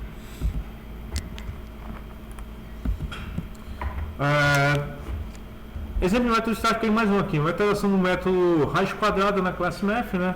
Tá declarando aí e tal. Bobão. Modificador até. Isso aí é um negócio legal, cara. Como vocês sabem, Java é implementado C++, cara. É a linguagem dos caras, né? Então, assim, você pode fazer certos acertos dentro de alguma linguagem, às vezes de outras linguagens. Tem linguagem que permite isso. Então, se você está dentro de uma linguagem e dentro de um bloco de código daquela linguagem você usar outra linguagem para fazer um certo procedimento. Então, Java tem esse negócio de você poder usar C++ internamente. E vocês vão usar isso muito no ASP. Então, assim, quando você declara aí, tipo, o método nativo, significa que você vai usar a implementação de uma outra linguagem. Então, é um negócio bem legal. Então, você consegue utilizar coisas poderosas de dois mundos aí para fazer. Então, no código do OpenJDK é possível encontrar a chamada da função SQRT do C, cara. Então, a implementação do quadrado do Java, na verdade, é do C, que está implementado lá dentro da biblioteca. Então, essa aqui é o ponto da gente programar, quando a gente está programando para hardware, programando normalmente para sistemas embarcados, a ideia é a gente ter uma ligação com hardware um pouco maior do que o pessoal que programa para sistemas web, essas coisas mais alto nível, tá? Então, nunca tenho medo de tentar acessar uma coisa do hardware, de usar o hardware, tal, ou o compilador que está mais próximo do hardware. Mas por que a gente usa C++ e Java então, professor? É porque é para facilitar o desenvolvimento. Então lembre, desenvolver é complicado, a gente está muito suscetível a cometer erros, então, por isso que assim, a linguagem de programação ajuda a gente a ser mais produtivo. Mas nada impede a gente de vez em quando, aqui eu preciso ser mais eficiente, aqui eu preciso ir mais rápido, tal, papapá. Aí você descer o nível, usar uma estrutura mais eficiente junto ao hardware que você tem disponível para você. Aqui que eu falei para você sobre a sobrecarga ainda agora, entendeu? O overload, entendeu? Isso aí funciona não só para métodos, mas funciona para um monte de outras situações que a gente vai ver muito mais aqui no curso, entendeu? Tá, esse é um exemplo do printline, daqui que ele trabalha. Uma coisa importante aí, o método print, ele imprime sempre o tipo primitivo da forma daquele está codificado. Quando você pede para ele imprimir uma coisa que não é um tipo primitivo, ele normalmente vai imprimir o valor da referência daquele objeto na memória. Ele não imprime os elementos internos dele. Por quê, professor? É porque às vezes o cara vem para cá e, sei lá, veio de outro contexto, aprendi a programar JavaScript, TypeScript. Tu manda imprimir o objeto, ele imprime quase que o JSON do cara todinho, né? Isso acontece em Java? Não, cara, foi mal. Quer imprimir o cara, tu vai ter que criar um método print, indo em cada atributo, imprimindo o cara, tal, para poder conseguir a mesma coisa. Então, aqui nessa situação, o método print ele só serve para imprimir o conteúdo de tipos primitivos. A única exceção, a string, cara, porque o Java trata a string para a gente como se ela fosse um primitivo. Fora isso, você vai ter que implementar internamente um método de impressão para o cara. Então, essa aqui é você vai ver as diferentes assinaturas do printline, tá? Métodos especiais que a gente tem em orientação a objeto é o método construtor, entendeu? Que é executado que a gente falou quando a gente inicializa a classe. E o método destrutor, que basicamente eu diria que vocês não usem, entendeu? Em Java a gente não precisa usar esse cara aí, tá? Por quê? Como ele não garante pra gente a hora que é exata que ele vai executar, ele não é muito útil, entendeu? Então ele tem assim, o Garbage Collector faz a mesma coisa que ele. Então, tipo assim, se ele tivesse garantido, tu mandou o método destrutor, eu vou executar na hora que tu pediu, ele seria superior ao Garbage Collector. Mas como ele não faz isso, então quase ninguém usa o destrutor de classe em Java. Mas o construtor, obviamente, a gente usa para a gente inicializar atributos e tal. Uma coisa interessante, ele tem que ter o mesmo nome da classe que vai ter o mesmo nome do arquivo. Então tu já sabe, nome do arquivo, nome da classe, nome do construtor, todos iguais. O construtor tem parâmetro? Sim, você pode passar parâmetros de entrada para o construtor. A partir desse momento a classe só vai poder ser criada se você passar aqueles parâmetros. Construtor tem método de acesso? Não, ele por definição é público, porque precisa criar a classe. Então, por ele ser público, você não diz, você não precisa definir, não precisa colocar public, não. Só tem uma opção, então a opção já era, já está feita. O construtor tem tipo de retorno? Sim, ele retorna a referência do objeto. Então, ele só retorna a referência do objeto. Como ele não retorna nada além da referência do objeto, você também não precisa declarar o tipo de retorno do construtor. Então o construtor só tem normalmente o nome e os parâmetros que ele recebe. Normalmente ele é a definição de assinatura que a gente usa. Então a assinatura do construtor é aquilo que está aparecendo lá, o nome e os parâmetros que ele está recebendo. Dá para começar. Permite sobrecarga, como eu falei, você pode ter construtores de diferentes parâmetros, você quer construir a classe de forma diferente e tal. Isso é bem comum. Não retorna valor, como eu falei para vocês, ele retorna a referência para o nosso objeto. Aqui um exemplo legal de ele estar criando 3 construtores diferentes aí para o nosso círculo. Entendeu? Ele precisaria fazer isso que está aí, cara. Olha, para o primeiro caso não, brother, porque o primeiro caso ele está inicializando tudo com 0. Mas assim, professor, se eu criar um construtor, o Java continua criando o construtor, aquele que inicializa tudo vazio? Não. Esse é o problema. Na hora que você cria um construtor que é diferente do vazio, o Java não cria mais ele. Ah, professor, mas eu queria manter aquele construtor vazio que o Java cria, então tu tem que criar ele explicitamente. Então, se você quer continuar que a sua classe seja criada sem passar nenhum parâmetro, e você fez um construtor recebendo alguma coisa, tem que botar o cara lá agora de novo, tipo como ele fez aqui. Não seria necessário inicializar com 0, porque o Java inicializa. Mas assim, eu respeito o cara que faz isso, tá? Eu respeito, porque eu olho assim, pô, esse aqui foi um cara que programou em C, teve pesadelos. Então o cara aprendeu que a gente inicializa variável em qualquer linguagem, porque assim ele dorme tranquilo, não importa a linguagem que ele vai programar. Então eu respeito uma pessoa que faz isso, eu nunca vou zoar com um cara que faz.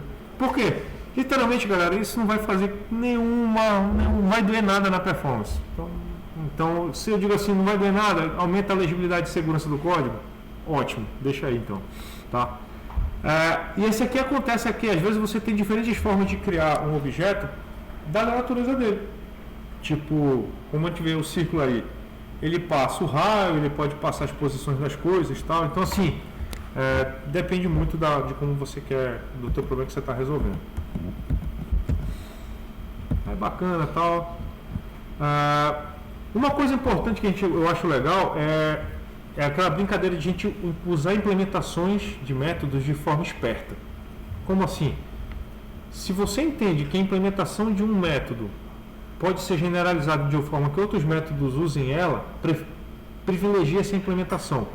Nesse caso aqui, ele fez a implementação mais genérica de todas, que é essa aqui, que recebe 3 parâmetros e inicializa eles. A partir dessa implementação, ele podia ter feito as outras. Então, a diferença dessa que vocês estão vendo para o anterior, ó, cada uma delas tinha a sua inicialização de cada um dos caras na mão. Tinha 3 implementações diferentes da inicialização. Essa aqui não, ó. Tem uma implementação só e essas duas aqui utilizam essa implementação. Então, em orientação a objeto, a gente deve privilegiar esse tipo de situação aqui. Para vocês terem ideia de contexto, eu estou ensinando uma coisa muito parecida com isso aqui para meus alunos de introdução à programação aqui no curso de engenharia de software, e eu ensino orientação a objeto para eles na primeira disciplina deles. Então, como é que eu estava ensinando uma coisa que eu ensinei para eles ontem? Ontem eles estavam aprendendo a inicializar um objeto que eu uso com objeto 16 são objeto vetor. Eles estão aprendendo a fazer operações de álgebra linear básicas. Então, a primeira operação que eu ensinei para eles, fazer o produto interno. Entendeu? Aí eu falei, produto interno. Beleza, aí... Mas se eu quisesse fazer o produto interno de 2 vetores isolados ao meu objeto? Aí faz esse cara. Eu falei, essa aqui é a implementação que eu chamo de implementação prime. Porque dela deriva todas as outras coisas que a gente executa. Por quê? Se eu quisesse pegar essa implementação que recebe 2 objetos externos e faz o produto interno e imprime, ou retorna o valor unitário, eu podia fazer a implementação do produto interno, o cara passa um vetor e esse produto interno é feito com um vetor que está executando o método, e ele podia fazer o produto interno do vetor com ele mesmo. Ele passava 2 vezes a própria referência, diz e diz. Então ele fazia o produto interno dele mesmo. E esse cara podia ser usado para fazer o cálculo da magnitude ou a norma do vetor. Ele fazia o cálculo do produto interno passando a referência do próprio objeto 2 vezes e passando a raiz quadrada, com uma implementação só de produto interno. Eu implementei 5 métodos diferentes usando só uma implementação. Fazendo a mesma coisa que está aqui no quadro. Então, privilegiem sempre isso, uma implementação bem abstrata, que não depende do teu objeto. Aí se você precisar, passa a referência do teu objeto nela. Aí você faz as coisas funcionarem bem direitinho. Então, é uma estratégia muito legal de reutilização de código, porque se caso alguém encontre um jeito de fazer o produto interno muito acelerado, você vai acelerar a forma de calcular outros caras automaticamente. Ou, se encontrou um erro naquela implementação, aquele erro vai corrigir todo mundo ao mesmo tempo de novo. Então, esse negócio de você ter só um ponto de implementação, além de acelerar a produtividade do desenvolvedor, facilita a manutenção de código. Assim, o pessoal falando é a forma recomendada de criar construtores, obviamente, porque é uma boa prática de programação orientada a objeto. O destrutor, né, cara, a gente chama o método finalize, cara, entendeu? Então, assim, engraçado que em C++ é o tio o nome do método, entendeu? Eu gosto mais do C++ nessa hora do que no Java, acho mais legal. No método o finalize, então, o que ele acontece? Ele é chamado normalmente pelo coletor de lixo. Quando é que isso aqui acontece? Se você por alguma situação acha que vai deixar alguma memória no contexto do teu objeto depois que ele for executado, você não quer que aquele cara fique na memória, você chama esse maluco aí, tá? Mas em tese o coletor de lixo já faria isso automaticamente. Professor, em que contexto isso acontece? O pessoal usa finalize. Ele está aí por uma razão. Pela mesma razão que tem pessoas que têm programas que escrevem números aleatórios em lugares depois que elas apagam um arquivo. Vocês já viram isso com questão de segurança? O cara tem um celular celular do presidente e tal, Aí, quando ele apaga alguma coisa na lixeira do celular dele, não é um apagar normal, porque o apagar do sistema operacional normal é simplesmente avisar lá na matriz que aquele espaço está liberado. Ele não sobrescreve aquele cara. Mas uma questão de segurança, o que o cara faz? O que é apagar? O método apagar vai lá e escreve um monte de binário aleatório no lugar que estava aquele arquivo, entendeu? Aí literalmente ele apagou. O método finalize tem uma função parecida, entendeu? O que ele faz? Você pode, naquela hora, ao usar o finalize, tentar de maneira forçada escrever uma coisa naquele lugar, ou forçar que aquele negócio saia na hora, ou um certo objeto apague e tal. Então, por uma questão de segurança, às vezes algumas pessoas vamos supor que você está implementando um sistema que o driver dele é segurança. Então talvez você vai aprender técnicas de usar o finalize para sobrescrever áreas de memória para não deixar valores que seriam, sei lá, sigilosos, chaves. O pessoal que trabalha com Bitcoin, memórias assim, cara, eles são cheios dessa parada, e pode ter certeza, eles usam muito essa sobrescrita de valor na memória para não deixar a memória com valor escrito lá, que alguém pode passar um spoof, ler a memória, olha o que tinha aqui, cara, entendeu? Lembrando, do destrutor, tu pode sobrescrever, tem uma variável, não é de sobrescrever, escreve outro valor aleatório em cima e apaga, entendeu? Aí quando o coletor de lixo passar, ele vai desalocar a memória, mas antes disso ele escreveu um monte de lixo naquele tu colocou um valor aleatório naquele cara que está lá. Aí literalmente não tem como recuperar o dado. Então, sem forma de implementar isso. Imagino que alguns de vocês não tinham pensado dessa forma, né? Mas isso é muito comum quando a gente trata com sistemas com alto nível de segurança. Está trabalhando nisso, professor? Já, cara. Fiz um curso só dessas neuroses de sistema conectado à segurança. Cara, a tecnologia do Java do coletor de lixo é muito legal. Então, assim, ao mesmo tempo que ela livra a gente do problema de ter que limpar a memória, ela não deixa a gente limpar a memória, cara. Ele que cuida disso. Então, assim, já não tem seus usos, acho bacana pra caramba. Mas para alguns tipos de sistema, eu diria que esse negócio de você não comandar a hora que o Garbage Collector passa pode ser meio chato. Então, mas é muito legal você não ter problema de ponteiro perdido, vazamento de memória, que acontece muito em linguagens que não tem coletor de memória, tá? Então é um negócio muito legal. E aí, como ele falou aí, enquanto o objeto tiver referência para ele na memória, o coletor de lixo não toca para ele, tá?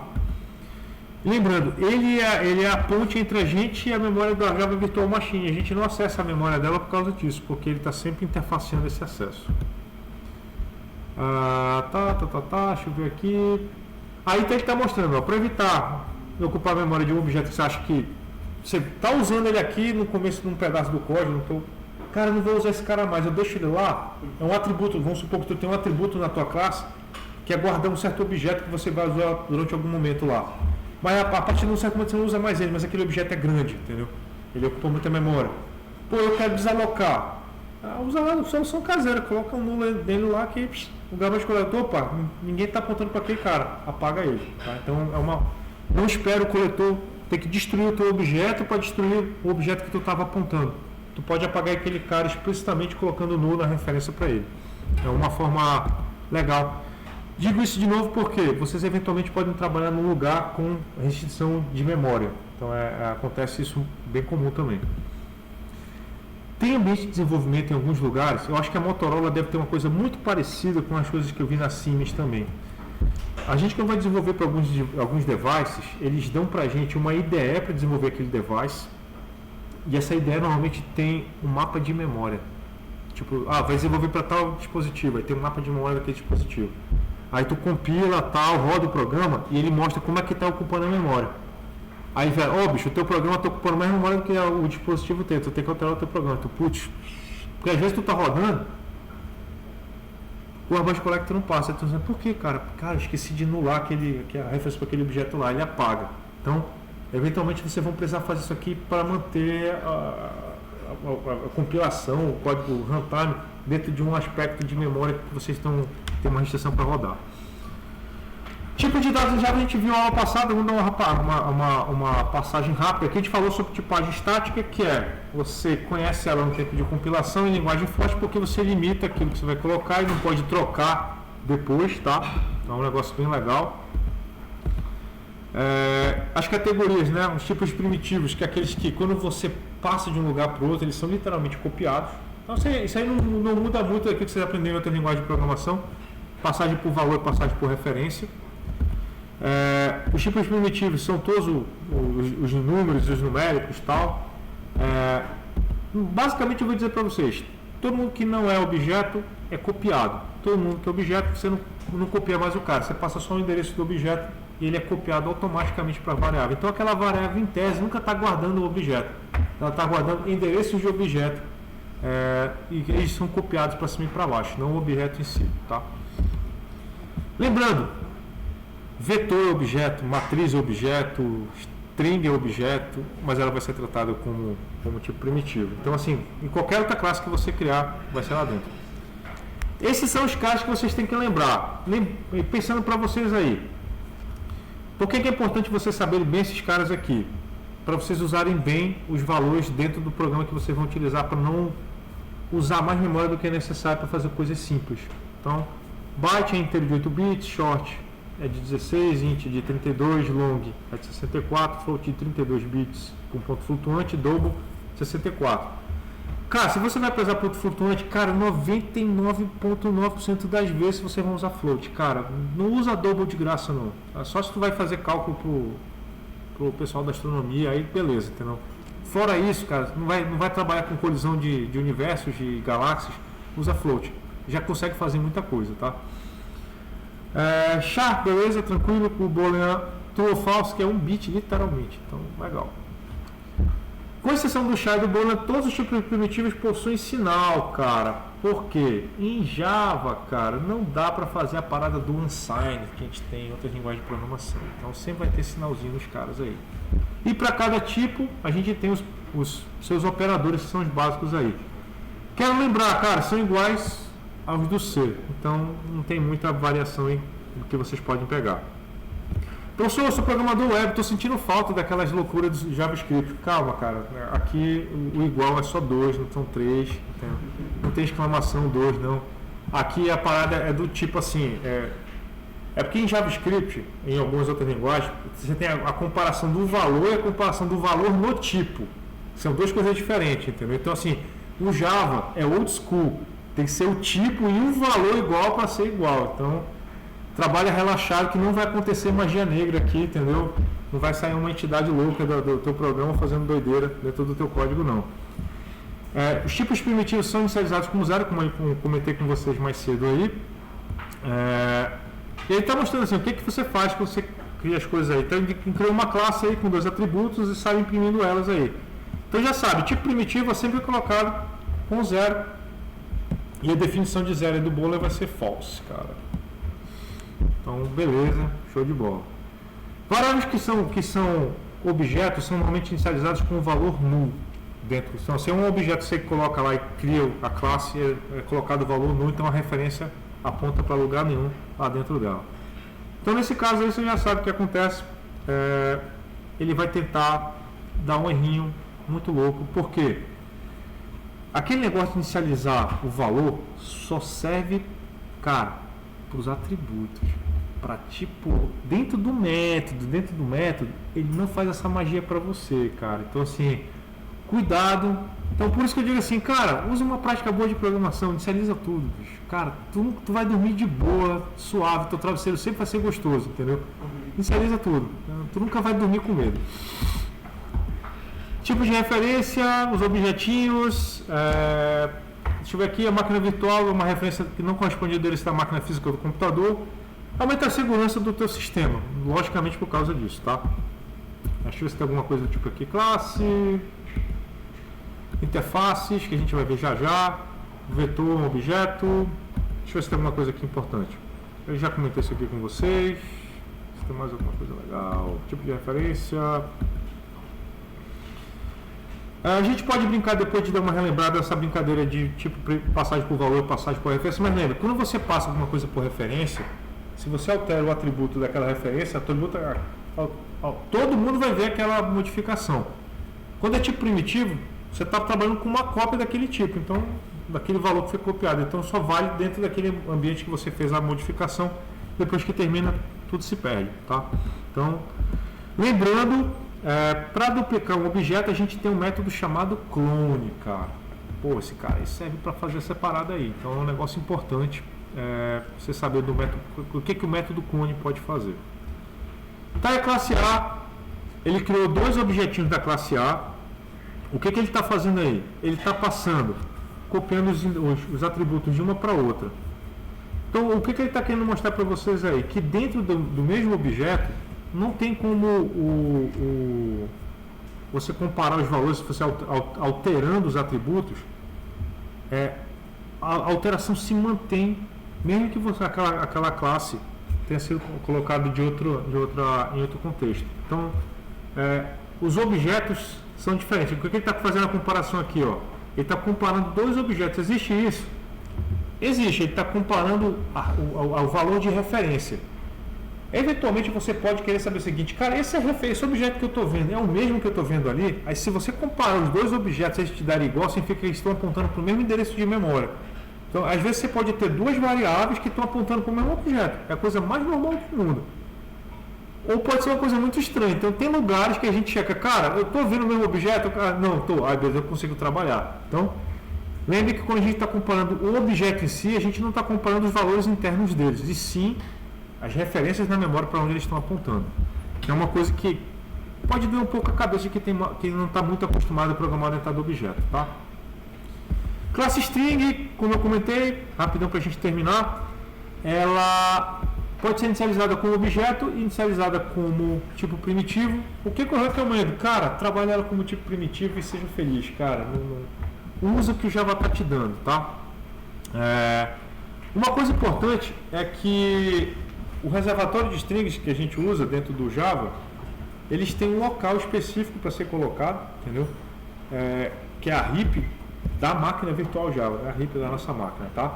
Então eles compartilham desse de memória para o Java fazer essa brincadeira, onde ele está toda hora te interfaceando com um objeto. Então, o operador mais, ele é sobrecarregado, quando se você passa dois números, ele vai sempre fazer uma soma. Se tiver uma stringzona ali, tu colocar esse cara, ele já vai assumir que está acontecendo uma concatenação, ele vai perguntar, por que tu não converteu aquele cara em string? Então, se você colocar o mais, se tiver uma string junto, ele vai assumir que tu quer concatenar a string e vai pedir para tu converter o número para uma string. Ele vai dar um erro de conversão, tá? Importante, string é imutável, não tem como alterar o seu conteúdo. Então, isso é uma outra coisa importante de Java. Agora sim, isso significa atribuir um novo valor para ela. Tipo, mudar o string, deve ser atribuída uma nova string contendo um novo valor. O que eu quero dizer é, quando você cria uma string e passa para uma variável string, você cria um objeto e passou para lá. Aquela variável que você colocou lá, a variável nome, aí você pegou um nome, colocou entre aspas e pum, passou para lá. Aquele cara virou um objeto. Aquele objeto nunca mais vai mudar. Entendeu? Se tu pegar outra string e passar para lá, tu cria um outro objeto. E aquele objeto vai ser, aquele anterior vai ser destruído. É isso que ele está dizendo. String é imutável em Java. Mas eu posso mudar a referência da variável que está armazenando? Pode. Então, é meio contrastante isso, porque você vai achar, cara, eu mudei a string, aquela variável agora mudou, ela está com outra string. Não, ela está com outro objeto do tipo string. Aquele string anterior perdeu-se, cara. Então é como se tivesse passado outro objeto para aquela variável. Então lembre sempre disso. String não muda em Java, você muda o objeto que você está passando para a mesma referência. Sutil, é quase uma coisa de advogado, cara, mas lembre que isso faz diferença quando a gente está fazendo, não no dia a dia normal, mas quando a gente está buscando bug, tá? Isso tem mais uma coisa importante aqui, isso aqui vocês podem brincar depois, vocês já estão manjando, eu quero mais é que vocês façam um laboratório para se divertir. Vamos lá, deixa eu ver se tem mais alguma coisa aqui. Concatenação de strings, normal, quando a gente imprime a gente faz muito esse negócio aí, tá, papapá. Método da classe bola, isso aqui é assim, a classe string tem umas coisas interessantes, tipo, eu quero comparar uma string com a outra, a gente nunca usa o igual, tá galera? Dá errado.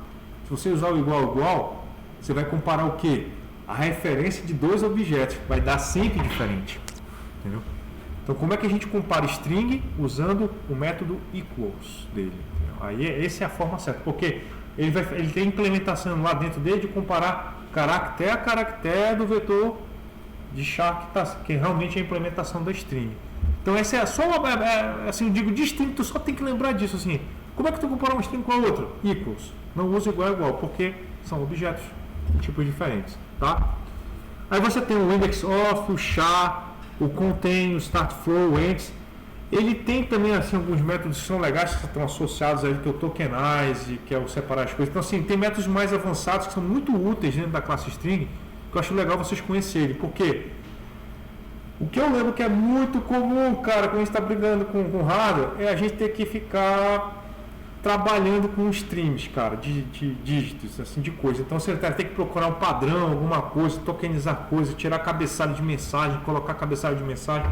É coisa muito comum quando a gente está programando com coisa embarcada. Então, vocês vão virar bons manipuladores de string aí, de números, de vetores e tal, porque isso é uma coisa muito comum, essa escovação de bits que a gente faz quando a gente está trabalhando um pouquinho mais baixo nível, tá? Deixa eu ver se tem mais. Cara, era isso que eu queria falar hoje. Você tem um laboratório gostoso aí para fazer no Moodle. É o laboratório, deixa eu ver aqui, onde que eu botei aqui, tá aqui. É o laboratório 3 e 4, entendeu? E vejo vocês no sábado de manhã, 9 horas, cara. Eu vou estar transmitindo eu vou passar para vocês um link para quem não puder vir na aula, alguma coisa. Eu vou gravar e transmitir ao mesmo tempo a aula para quem quiser ver ao vivo e tal, entendeu? Então fiquem, a partir de 9 horas eu vou passar um link para o Matheus, aí o Matheus joga para a galera aí e tal. É o link do Meet, onde eu vou dar a aula. Aí eu também vou gravar e vou deixar no YouTube na sequência para vocês. Então vai ser aqui, vai ser web, vai ser gravado, então para vocês não perderem nada. Como é que funciona a presença? A presença? Eu vou olhar a gravação e a gente vai, quem vai estar presente no Meet, quem vai estar presente aqui, a gente junta tudo e pá.